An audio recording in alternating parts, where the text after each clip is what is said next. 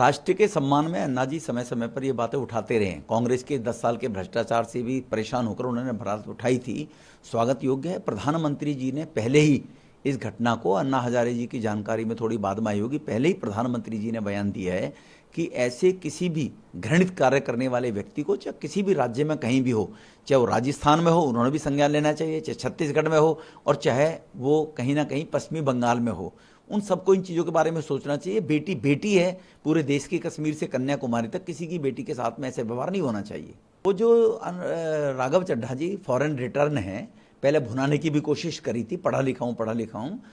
Constitution को, संविधान को अगर पढ़ेंगे तो मुझे लगता है ऐसी चिट्ठी लिखने की आवश्यकता नहीं है। ऑर्डिनेंस जो लाया जा रहा है वो सुप्रीम कोर्ट के, ऑनरेबल सुप्रीम कोर्ट की टिप्पणी के बाद लाया जा रहा है कि ट्रांसफर पोस्टिंग एनसीटी एक्ट ने, जो अभी आप कांग्रेस के तलवे चाटने के लिए गए हो कांग्रेस के पास कि हम कांग्रेस के साथ जाना चाहते हैं, उनके नेता ने ही कहा था मेरी 2 बच्चों की कसम कांग्रेस भ्रष्ट है, आप उनके साथ हाथ मिलाने की बात कर रहे हो। तो कांग्रेस की ही एनसीटी एक्ट 91 बनाने की गलती थी 91 में, जिन्होंने स्पष्ट नहीं किया कि ट्रांसफर पोस्टिंग किसके हाथ में होगी, वो ऑनरेबल लेफ्टिनेंट गवर्नर करेंगे या चीफ मिनिस्टर करेंगे। तो अभी ऑर्डिनेंस लाया गया स्थिति को स्पष्ट करते हुए कि चीफ मिनिस्टर के नेतृत्व में 3 लोगों की कमेटी बनेगी। चीफ मिनिस्टर उसके चेयर होंगे, चेयरपर्सन होंगे, और 2 मेंबर प्रिंसिपल सेक्रेटरी और चीफ सेक्रेटरी उसके मेंबर होंगे। 3 लोगों में से 2 लोग मिलकर जिसको तय करेंगे ट्रांसफर पोस्टिंग होगी। इनको क्यों घबराहट है? ये चाहते हैं कि जो इन्होंने कुकर्म किए हैं, भ्रष्टाचार किए हैं, अब अधिकारी अगर उसकी पोल खोलेंगे तो अपने पोपट केजरीवाल बैठाना चाहते कि मैं अकेला ही ट्रांसफर पोस्टिंग करूं। केजरीवाल साहब को और राघव चड्ढा जी को ये ध्यान रखना चाहिए कि दिल्ली एनसीटी है, नेशनल कैपिटल है, यहां पर एम्बेसी भी है दुनिया के देशों की, यहां पर सभी राज्यों के घराने भी हैं, यहां पर एयरपोर्ट भी है। तो यहां पर केजरीवाल गणतंत्र दिवस के उपलक्ष्य में धरने पर बैठ सकता है, भारत की अस्मिता छवि को कभी भी खराब कर सकता है।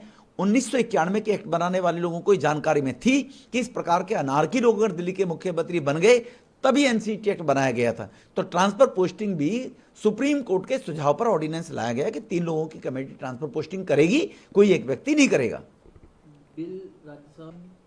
ये तो देखो जो मेंबर्स हैं उनकी जो अंतरात्मा है वो कहेगी, और एनडीए तो निश्चित रूप से इस हक में है कि डेमोक्रेटिक सिस्टम से, लोकतांत्रिक पद्धति से भ्रष्टाचार करने वाले लोग अधिकारियों पर अंडू प्रेशर ना बनाएं और इंडिपेंडेंटली अधिकारी अपने विवेक से काम कर सकें राष्ट्र के हित में। वो शपथ लेकर अधिकारी बनते, केजरीवाल की तरह बच्चों की कसम खाकर पलटू राम पलटू नहीं है वो लोग। देखो पहले तो यही असंवैधानिक है कि कुछ लोग, किसी गठबंधन के जो भ्रष्टाचारी लोग मिलकर, इंडिया कभी हो ही नहीं सकता।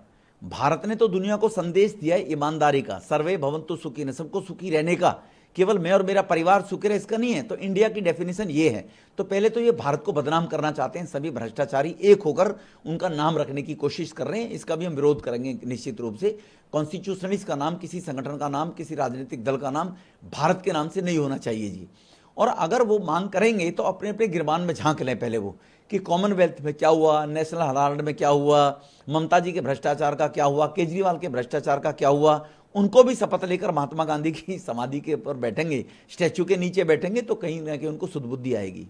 तो ये क्या लड़की हूं लड़ सकती हूं को नजर नहीं आ रहा? अधीर रंजन चौधरी अगर लड़की को लड़ने के लिए बोलती कि तृणमूल कांग्रेस के द्वारा माता बहनों का अपमान वहां पर जो हो रहा है सरकार में, उसके लिए भी लड़े। राजस्थान में दलितों की बेटियों को, राजस्थान में बेटियों के साथ में दुर्व्यवहार हो, उसके भी लड़े, वहां के उनके मंत्री लड़ रहे हैं। लेकिन वो लड़की नहीं लड़ रही है जो लड़ने के लिए नौटंकी कर रही थी, उसको भी लड़ना चाहिए। वो लड़की नहीं लड़ाई लड़ रही है। तो इसीलिए छत्तीसगढ़ में भी देखना चाहिए। तो अधीर रंजन जी एक बार अपने जो आपके राज्यसभा में नेता हैं खड़गे साहब को भी ये ज्ञान दे दो जरा थोड़ा बहुत।